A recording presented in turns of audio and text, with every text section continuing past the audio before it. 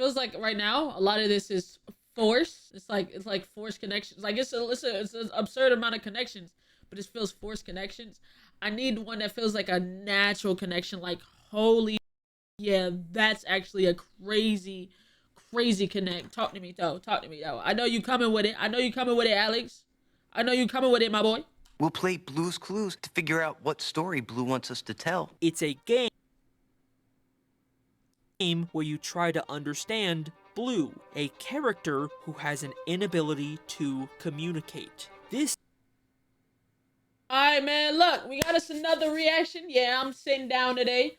Today we got us an Alex Bale video. The boy done finally dropped the Blues Clues theory. This is why Blues Clues is a fantasy inside of Law and Order. Wait, why Blues Clues is a fantasy inside of Law and Order? That's one I wasn't expecting, but hey man, let's get it. Let's go. Like the video, subscribe, follow the Twitch, man.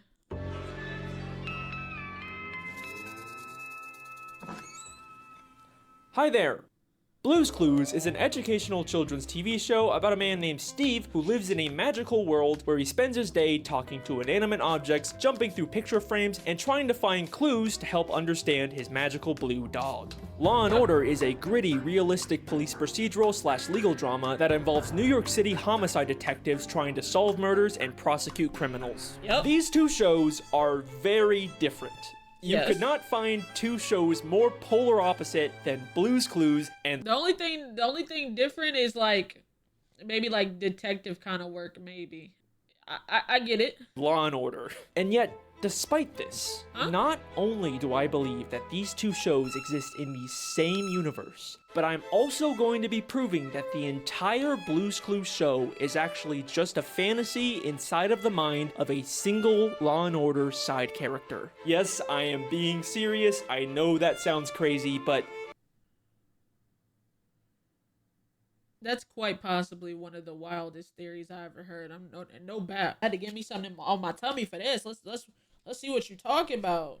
Let me see what you're talking about. just stick with me, because I'm pretty Also, bear with me. I have to try to edit my own video today, and also stream. So this edit's gonna be rushed. sure that I have discovered a 29-year-old secret that has never been talked about before today. Get ready, because this is the Blue's Clues Law & Order theory. That's so crazy. Starring Steve is crazy. Yo. Never watched it with him.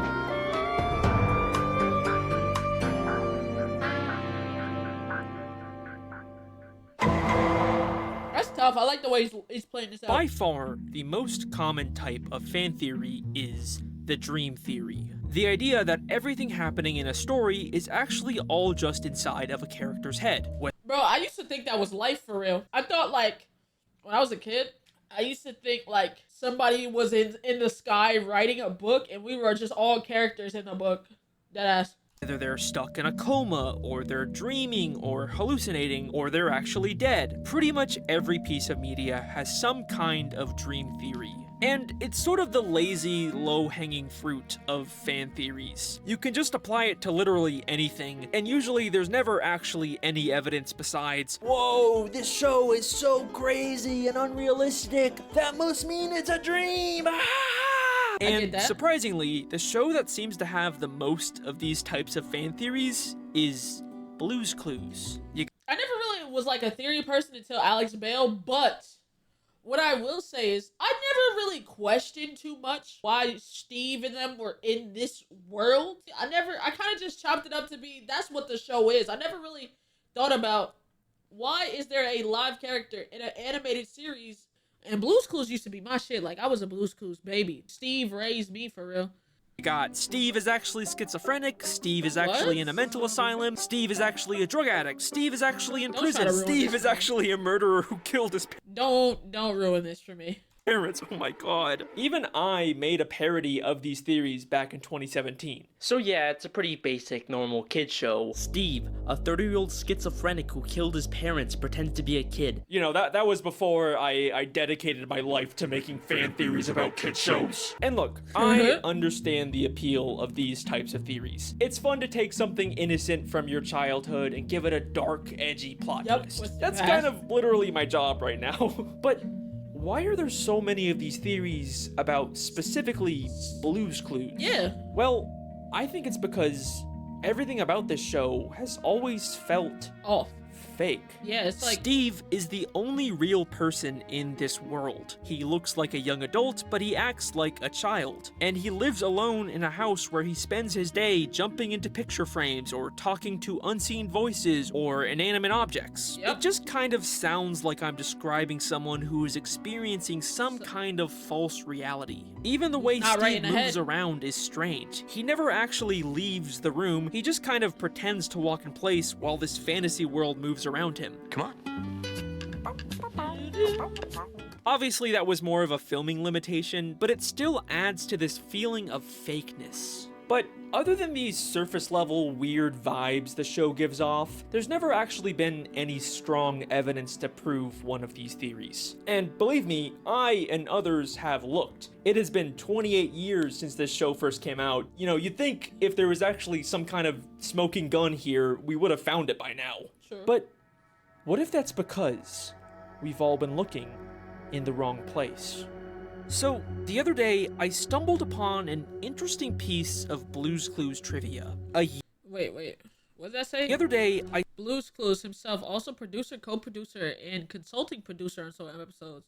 Law and Order, Kevin Jeffries. Stumbled upon an interesting piece of Blue's Clues trivia. What? A year after Steve Burns filmed the Blue's Clues pilot, he had a small role in an episode of Law and Order. And I thought the idea of seeing Steve from Blue's Clues in a gritty, realistic cop show was kind of funny, so I decided to track down the 1995 episode titled Cruel and Unusual. Just a heads up, this episode deals with some pretty serious subject matter, so please proceed with caution.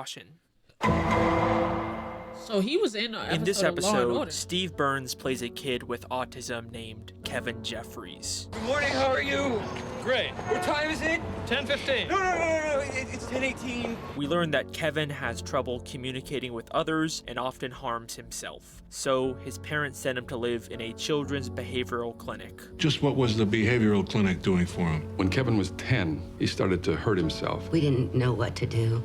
We couldn't keep Kevin here. We had to send him away. We later find out that the doctors at this clinic were horribly mistreating him by giving him intense electroshock therapy and forcing him to wear a sensory deprivation helmet for days. He kept Kathy in this helmet for 3 straight days. This helmet cut off the blood supply to our daughter's brain. The episode starts with Kevin after he's escaped from the facility, but tragically he gets arrested and later succumbs to the injuries sustained from his abuse A blood clot from the dies. helmet. I don't know. What? I think the kid's dead. And the rest of the episode follows the detectives investigating his death. So yeah, this is a very sad and serious episode, and it deals with some real systemic issues that are still a problem today. And like I was saying, this show is clearly very, very different than Blue's Clues. Yeah, but for sure. What I find interesting about this is that for years, people have been trying to prove that Steve is actually in prison or a mental facility, and now we have this piece of media where we see Steve's actor in that exact position, and as far as I'm aware, no one's ever really talked about this. I mean, sure, Kevin's not schizophrenic, he has autism, but seeing as how he was being abused and put into sensory deprivation for days where he couldn't hear or see anything, you can kind of imagine that anyone in that position might try to escape to some kind of fantasy. That's honest, bro. Doing that to somebody that's autistic is insane. I didn't know that was really a thing. I didn't know, I never really knew that. That's kind of crazy. Inside of their head. So yeah, I thought this was an interesting coincidence, but at the end of the day, that's kinda all it was. Like, obviously, just because the same actor shows up in 2 different shows doesn't mean they're actually connected. Exactly. But then, I took a closer look at this episode, and I started to notice more and more weird similarities between Kevin and Steve. What? At first, it just started with some little things. We are told by Kevin's parents that he was learning to draw. Thanks to him, Kevin was learning to draw. And in every episode of Blue's Clues, Steve draws in his handy-dandy notebook. Our handy-dandy? Notebook. Let's draw a rectangle, and there, cheese. Okay, but so what? Lots of kids like to draw. But Okay. we are also told that when Kevin harmed himself, he was strapped to a chair. We put them in a chair, and then we hold them there using soft cuffs. And in every episode of Blue's Clues, Steve spends a lot of time in his thinking chair. We're ready Okay. to sit in our Thinking chair. Now that we're in our thinking chair, let's think. And then, when Kevin escaped the facility, he kept asking people what time it was. What time is it? 10:15. What time? How you doing today, huh? What time? Now, it is common for some people with autism to rely on specific schedules or routines, but Okay. what time it is also really important in Blue's Clues. What Yep. time is it? What time is it now? Steve has a cleanup time, We just had cleanup time. a nap time. It's Blue's nap time. Now it's time for so long. There's a talking clock. And most of all, every day, Steve has The mail. time.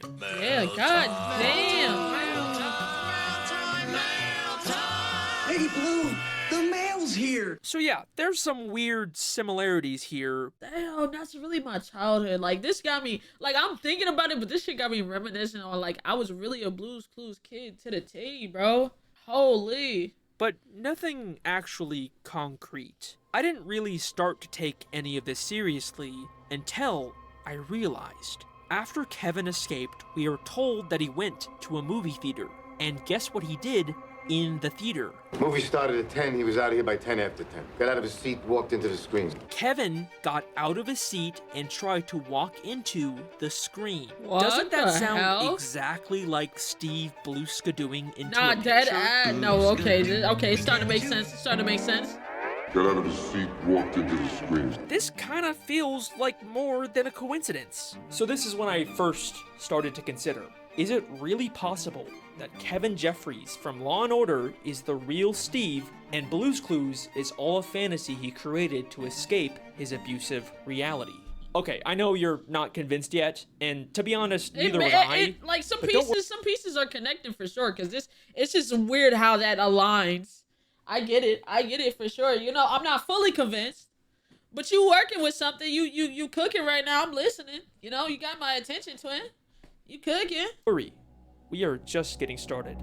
Kevin's behavioral clinic is in New York City, and the one-time characters actually leave the Blue's Clues fantasy world and go to the real world, they end up in New York. Blue's Clues in New York City? This is epic! Also, in the very first episode of Blue's Clues, we can see a newspaper from the New York Times inside of Steve's house, strongly implying that's actually where he lives. We can also see objects from Blue's Clues in Kevin's life. In Kevin's parents' house, we see a very large salt and pepper shaker, just like Mr. Salt and Mrs. Pepper. Hi, Mr. Salt and Mrs. Pepper. Hello, Steve. Hello, Steve. And in the clinic, we can see a red bucket, just like Steve's friend, Bale. Hello, Bale. Hi, Steve. Also, when Steve left the show to go to college, he left on a blue bus. And when Kevin escaped the clinic, in his pocket, he had a schedule for the Greyhound. There you go. What the fuck? Amtrak Okay, wait a schedule, minute. Greyhound schedules. Which is also a blue bus. Alright, those are some more interesting connections, but you're probably still not completely sold yet, right? Well, check this out. When Steve eventually left the show to go to college, he was replaced by his younger brother Joe. Oh, hi. It's me, Steve's brother Joe. And later, Joe got replaced by their By cousin Josh. Hi, it's me, Josh. And not only does Kevin also have a younger brother, No but way. at the clinic, there is a nurse named Joe. What's your name? Joe Garvey. Joe Garvey. You're under arrest for assault. And an occupational therapist named Josh. Take a look at the amended complaint. An occupational therapist, Josh Bingham, was dropped. I think that Kevin is taking aspects from his real life, like And the objects or the implementing it names of into the people working at the clinic, and applying them to his fantasy. Okay. Also, this one is less impressive, but the name Kevin is also the name of the Blue's Clues UK host. Hello out there, it's me, Kevin. Also, check this out. Kevin's behavioral clinic has the same initials as Blue's Clues. Huh? That one's also not that impressive. Yeah, that wasn't that wasn't that good, twin. If this theory is true, and all of this is just inside of Kevin's head, then why does the main character of his fantasy keep changing? Hi, come on in. Hi, come on in. Hi, come on in. Well, at first, I thought maybe Joe and Josh could actually just be from two different kids who took Kevin's spot in the clinic after he died. But the clinic gets shut down at the end of the episode. You made them close the clinic. So they would all have to be from Kevin. But why? Well, we're told that Kevin has tried to escape from the clinic before. Well, we called the police this morning as soon as the clinic told us that Kevin ran away.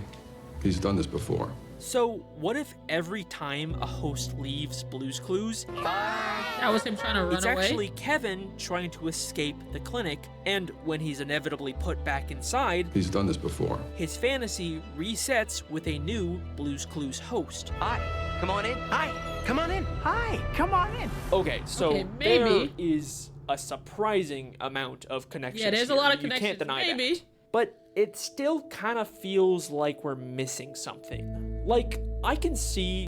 It feels like right now a lot of this is forced. It's like forced connections. Like it's an absurd amount of connections, but it feels forced connections. I need one that feels like a natural connection. Like holy shit, yeah, that's actually a crazy connect. Talk to me though. I know you coming with it. Alex. I know you coming with it, my boy. Kevin would imagine a fun, colorful world to escape his abuse. But why is Kevin's fantasy so focused on playing a scavenger hunt game with a blue dog? As far as I can tell, there's nothing similar to that in this episode. Well, I think to answer this, we need to take a closer look at what Blue's Clues actually is. At the beginning of the Law & Order episode, Kevin's doctor explained to the detectives why Kevin harmed himself. It's pretty common with some autistic children. It's frustration because of their inability to communicate. It's frustrations because of his inability to communicate. Now, autism is a spectrum, and it's a lot more complicated and nuanced than the way TV shows like this tend to portray it. Yeah. But it is true that some people with autism have varying levels of difficulty communicating. And I think this becomes interesting when we take a look at what Blue's Clues actually is. Well, what Okay. story should we tell? Great idea. We'll play Blue's Clues to figure out what story Blue wants us to tell. It's a game where you try to understand Blue, a character who has an inability to communicate. This Okay, that wow. And I knew, bro, I just said, just come with it. I need something that feels natural. Holy shit. That is a very good connection. Cause it's like Blue's leaving clues so we can figure out what Blue wants to do or what Blue wants or Blue's idea. It's trying to solve what's going on with Blue at that moment. And it's just like Blue's trying to communicate with, oh my God. That's great. Yo, this Alex Bale, his brain be braining, bro. Oh my God. Oh my God. This is literally the entire premise of the show. So I think that this is telling us that Blue represents the side of Kevin who struggles to communicate with others. Okay, but where did the idea for a blue dog come from? Like I said, I couldn't find any references to dogs in this episode. The closest visual was this vaguely blue drawing in Kevin's room that I can't really make out, or this teddy bear that kind of had a similar pattern to Blue, Yeah. but nothing really concrete, which is weird because Blue is such a major part of this fantasy. In like a but then specific I thing. realized it doesn't matter if we can't find a direct connection, because in Blue's Clues, Steve didn't actually adopt Blue. In a flashback episode of Blue's Clues, we learned that when Steve was younger, he read a book about a blue dog. It's a book about a puppy. Which caused Blue to magically come to life. And I think this is also probably what happened with Kevin. We see that the children's behavioral clinic is full of what we can reasonably assume are children's books. Maybe there's a book in here that also gave Kevin the idea for a blue dog, just like Steve. In fact, this idea of a children's book giving Kevin ideas for his fantasy is exactly what we see at the start of the Blue's Clues intro. It's a book, yeah. Hi, it's me, Steve. Every single episode of Blue's Clues starts with a stack of children's books in the real world, before going inside of a book called Blue's Clues where the episode takes place. The show literally tells us every episode that Steve's world is fake and comes from a book. And I think this real world full of children's books is actually the Law & Order Behavioral Clinic. And if this is true, that also means that there's probably a book literally called Blue's Clues in the clinic that Kevin is basing his fantasy off of. So even if we never see a blue dog or even hear the name Steve in this Law & Order episode, Kevin still could have gotten all of those ideas from an existing Blue's Clues book in the clinic. Now, the only thing that doesn't really fit with this idea is mail time. Hello, mailbox. Hi, Steve. Have I got a letter for you? Sure, maybe the talking purple mailbox was just something from the book, but there's no way Steve watching videos of kids in the real world would be something in a... Bro, I always wanted to be one of these kids, bro. And I had my mom record some videos like this. I don't think she ever sent them out, but it's fine. It's not fine. Children's book. Look, it's a letter from our friends. Hi, Steve. This is where we play with our blocks. This goes that way. So, what are these videos? Well, the behavioral clinic is full of other children. You want to see what a good day is for some of these kids? So, I think these videos are Kevin's perception of the other kids. There is just an undeniable... Oh. It's like his own personal escape, kind of. Amount of connections and similarities between this episode and this show. It just really feels like Blue's Clues is all a fantasy inside of Kevin Jeffries' head. But at this point, you're probably wondering, could any of this actually be intentional? Is any of this even real? Like, if this theory is true, does that mean that the entire plot of Blue's Clues was actually secretly based on this one random episode of Law & Order? I'll admit, that seems unlikely, especially since this episode came out a year after the Blue's Clues pilot was filmed. I think it's a lot more likely that if this was intentional, then it was probably just the Law & Order creators deciding to secretly connect these two shows on their own. Maybe just because they thought it would be funny, I don't know. Or maybe it's some weird mixture of both, because even years after this episode came out, Blue's Clues does still seem to weirdly line up with it. I honestly don't know. And to be fair, this could all still just be a bunch of weird coincidences and that's it. But regardless of the creator's intent, it still works, you know? Yeah. And it makes talking about Blue's Clues a lot more interesting. And at the end of the day, I think that's kind of the point of all of these edgy Blue's Clues fan theories. Yeah. And this was originally where I planned on ending this video. But there was still one lingering question that was... Yo, fucking Alex Bale's like LeBron. You know how LeBron be looking like he going for the layup and he do that little... That's what he do. You thinking it's over? That's why I had to check the time down here. Alex Bale always does that. This would have been the end of the theory. Until I found... Bro, he's such a... he knows how to reel you back in. Was bothering me. If Blue's Clues really is just inside of Kevin Jeffries' head, why didn't it end then when he died? What about when Kevin died at the beginning of the episode? I mean, I guess we can just say that the entire Blue's Clues timeline takes place before Kevin's death, and if the show ever gets canceled, then we can just say that that is when Kevin died and the fantasy ended. But what if I told you we've already seen Kevin's death inside of Blue's Clues. Wait, huh? So, I recently watched the new Blue's Clues movie from 2022 called Blue's Big City Adventure. And not only did I find even more similarities between this movie and the show, but I believe that this movie is showing us the day that Kevin died and the true end of the Blue's Clues timeline. Wait. So, this movie is about Josh, the newest host of Blue's Clues, going on a big adventure to audition for a Broadway musical in New York City. Blue, we are definitely not in storybook world anymore. It's kind of what you'd expect out of a modern-day Blue's Clues movie. He goes on a journey to the real world and gets lost. There's lots of wacky hijinks, but in the end, he finds his way and gets the part. We want you to be the star of our Broadway show. Okay. Yes, of course. Yes. But if you watch this movie with this theory in mind, so many things take on a whole new meaning. The first thing that immediately caught me off guard was the opening song. It's a brand new day. This song is about starting the day, and Josh keeps saying, "Good morning." Good morning. Good morning. Good morning, Blue. And literally, the first thing we hear Kevin Jeffries say is, "Good morning." So is Donovan. Good morning, how are you? Despite it clearly being night. Yeah. We also hear this line in Josh's song. This life is just like a beautiful dream.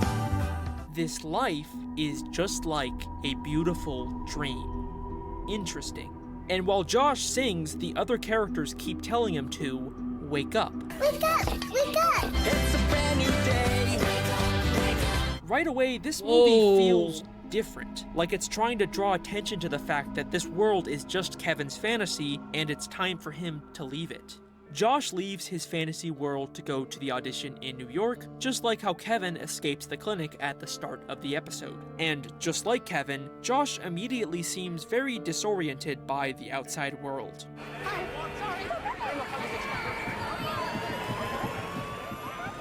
Until, of course, his fantasy starts to take over to protect him from reality.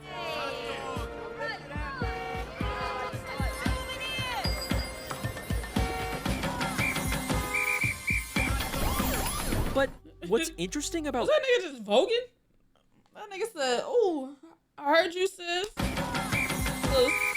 Yeah, bad bitch. But what's interesting about this movie is that for the very first time ever, we get these little glimpses of Blue's Clues from other people's perspectives. Don't you think so, Madam Mustard? Oh? Lovely to meet you. Whoa! Mr. Salt! Mrs. Pepper! Am I glad to see you? Oh my God! Like I said, this movie feels different. We learn that Josh's audition is at 3 o'clock, and the whole movie is just him trying to find the audition before time runs out. It's almost time for my audition. Oh my gosh. We don't have much time, Blue. Could this be why Kevin kept asking people what time it was? What time is it? What time? What time? Josh also doesn't know where his audition is. All he knows is that it's in a theater somewhere. Excuse me. Do you know the address to the theater? Which theater? I don't know which theater. Maybe this is why Kevin went to a movie theater after he escaped, because he thought it was his Broadway audition. Now, in the Law & Order episode, shortly after leaving the theater, Kevin gets arrested and then tragically dies in police custody. But that's not what happens in this movie. Josh goes to the theater and gets the part. We want you to be the star of our Broadway show. Yes, of course. Yes. But instead of him leaving and dying like Kevin, we immediately cut to him performing the musical in a big climactic finale. My dream is a reality.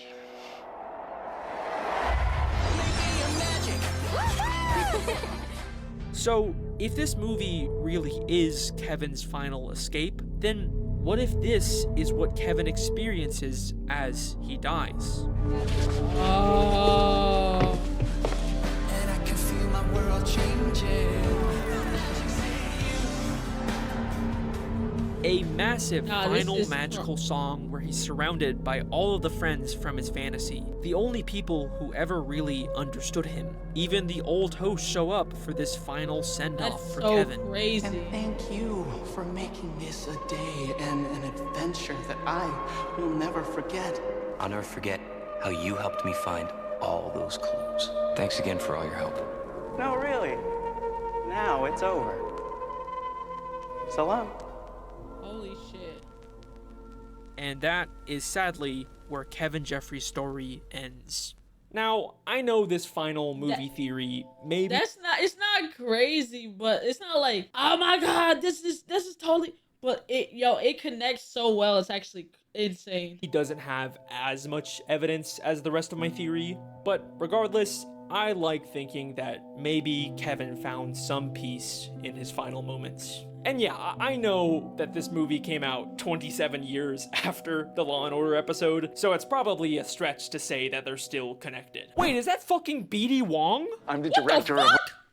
Okay, wow. I didn't even peep that. Holy shit, bro. Rainbow Puppies Broadway musical. BD Wong from Law & Order SVU is the fucking director of Josh's musical? I'm not entirely comfortable labeling the suspect a serial killer. We want you to be the star of our Broadway so show. crazy. Holy shit! We just figured out Blue's Clues. We just figured out Blue's Clues. Yeah. We just figured out Blue's Clues. Because this is my job. This is actually my job. W. Alright, that is my theory. Thank you so much for watching. Hope I didn't ruin Blue's Clues for you. Hey, thanks for 1 million subscribers. That's really cool. YouTube sent me this big golden rectangle. So I got that now. Nice. Also, you know, Steve Burns is kind of active on the internet these days. So if by some chance you happen to see this Mr. I remember he asked us, hey, how you guys doing? And the motherfuckers was trauma dumping on Steve. Crazy. Steve Blue's Clues. But I'm glad he's I'm a sure safe we would space all for some love to people, hear low-key. your thoughts on this theory, even if that's just him calling me crazy. I'm fine. I'll take it. I got more fan theories on the way. Yeah, we figured out that we kind of came together on some of these. I can't remember what we thought they were. I'm doing a High School Musical one, maybe a Breaking Bad one. Seemed like people were interested in that. And I've got a bunch of other ideas I'm working on too, so subscribe to catch those. Make sure you hit the bell icon, because sometimes YouTube just randomly decides not to tell people when I upload. Shout out Alex, man. Great fucking guy. Oh my god. Brain be braining for real. But that has been the end of the theory. Let me know what you guys think. It does feel like a stretch, but it also feels like way too many pieces fit. But like the video, subscribe, turn on notifications, and I'll catch y'all next time, okay? Bye, guys. Love you guys. Bye, guys.